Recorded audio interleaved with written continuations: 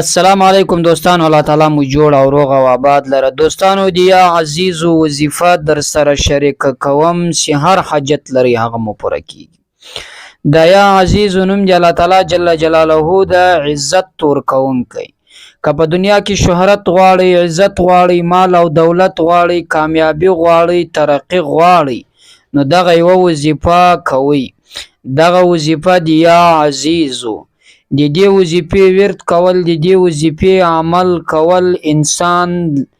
داسې کامیاب کوي چې د انسان سوچ او فکر به هم واغه کامیابی طرف ته نه وي، الله تعالی به لغه ځای څخه کامیاب کی.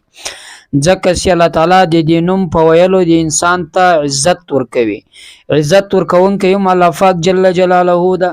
ذلت ورکوونکی هم الله پاک جل جلاله ده. نو لہذا دوستانو که په دنیا کې غواړي چې د غټ رتبه والا سړی جوړ سم، د غټ رتبه والا خاون جوړ سم، د لوړ منصب والا جوړ سم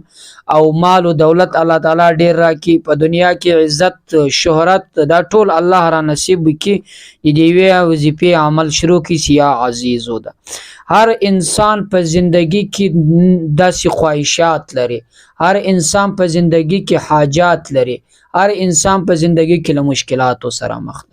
د هر انسان دا سوچ فکر وي چې په دنیا کې د غټ سړی هم زیم، مالدار دی هم زیم، عزت والا کس دی هم زیم، خدا کوشش نه کوي چې دا مالداری څنګه پیدا کیږي، عزت څنګه پیدا کیږي، شهرت څنګه پیدا کیږي، د خلکو پر زړه باندې راج چلول څنګه پیدا کیږي. دغه کار کوي نه، خو ارمان د هر چا ده، زړه یې هر څه غواړي، د هر انسان دا زړه غواړي، په زړه کې یو خواهش ده،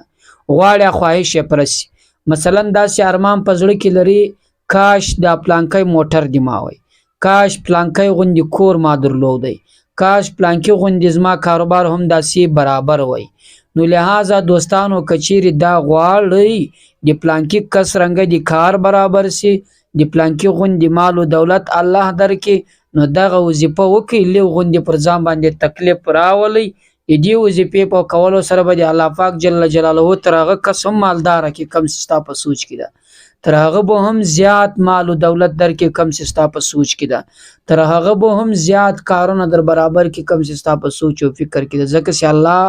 یو داسې ذات ده چې کله پر انسان باندې د کامیابی دروازې را خلاص کې بیا چې انسان چپه وي هم هغه راسته ځي،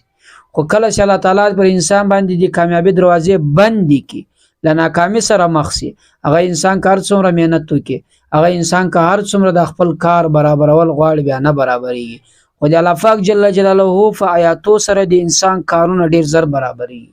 په وظایف سره د انسان کارونه ډیر زر برابرېږي، انسان ته ترقی سي زر ملاويږي. هغه د الله پاک جل جلاله په قرآن شریف کې ده، د الله تعالی په دین کې ده، او په دغه وظایفو کې ده انسان ته کامیابی ډیر زر ملاويږي.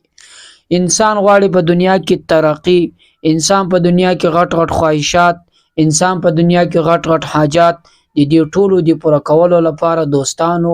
زله تاسو سره د یا عزیزو وظیفه نن شریک کوم. دا وظیفه د ماښام له لمانځه نه بعد وکئ،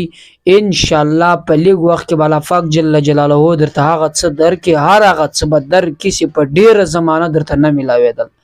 او په لږ وخت کې به د الله پاک جل جلاله داسې کارونه در برابر کړي چې تر دې مخکې د کار نه برابرېدی،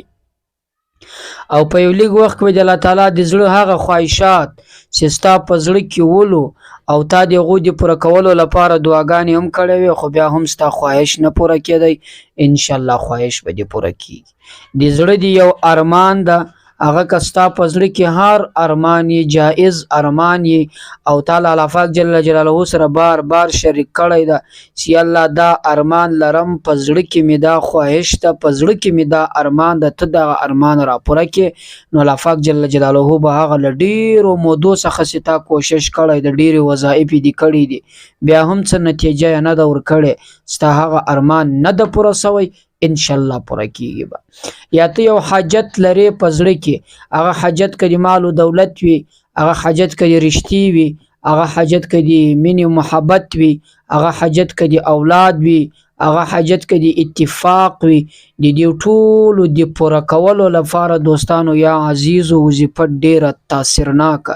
او ډیره پاورفل ډیره طاقتوره وظیفه د دوستانو دی یا عزیزو. دا مخکې مال تاسو سره شریکه کړه ول ډیرو کسانو کړه خپل د ژوندۍ ضرورت ور باندې پوره کړی وو. نو ان شاء الله یو ځل بیا دیغه عزیزو ترڅنګ یو بل داسې وظیفه ل تاسو سره شریکوم کچيري هم تاسو مشکلات تاسو حاجات تاسو خواهشات وي په هغه وظیفه باندې نه یې پوره سوي دغه وظیفه صرف او صرف د ماخام لمنځنه بعد وکړي ان شاء الله تاسو هغه حاجات به پوره کړل شي. دوستانو دی وظیفه طریقه درته قائم وظیفه کله چې ماخام د منځنه فارغ اسواس کپ کور کې اس کپ مسجد کې اس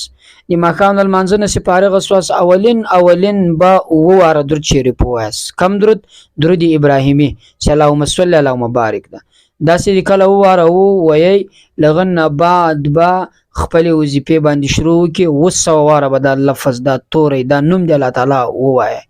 یا عزیزو یا عزیزو یا عزیزو واره دی وسو واره دی وای په پای کې بیا واره د درود ابراهیمی وای پر ځان باندې جف ک لاس پورته ک دعا د خپل حاجت دعا د خپل خواهش دعا د خپل ارمان پوره کولو دعا د خپل څه غواړي دغه د کولو لپاره د غوښتلو لپاره دعا وکړه ان شاء الله الله تعالی به د دعا قبول کړي هغه څه بدر کې کم څه تورته ضرورت لري هغه څه بستا په قسمت کې ولیکل شي کم څه په ډیره زمانہ باندې نه لیکل کېدلو هغه بستا په قسمت کې الله تعالی ولیکي چې ته بل خپل قسمت څخه ډیر خوشاله شې ته بل خپل تقدیر څخه ډیر خوشاله شې ته پر ژوند ته پر زندگی باندې ډیر خوند واخلې د دې وظیفه کولو نه بعد به ان شاء الله ستاسو ټول چارې الله تعالی سمې کې تاسو په ټول چارو کې الله تعالی تاسو کومک تاسو نصرت وکړي او تاسو په خپل چارو کې کامیاب کې او تاسو بل پاک جل جلاله خپل مقصد ته په خپل منزل ته په خپل مقصد کې ورسوي او کامیاب به وي. نو لہذا دوستانو دا ودی یا عزیز وظیفه سیمال تاسو سره شریک کړه الله تعالی دې وکړي وظیفه تاسو خوښ شي او وکړي او عمل مر باندې وکړي او یقین ور باندې مضبوط کړي ان شاء الله بیا تاثیر کوي. نو الله تعالی مو خوشاله او آباد لره تر بل وظیفه پورې د خدای پامان. السلام علیکم ورحمت الله وبرکاته.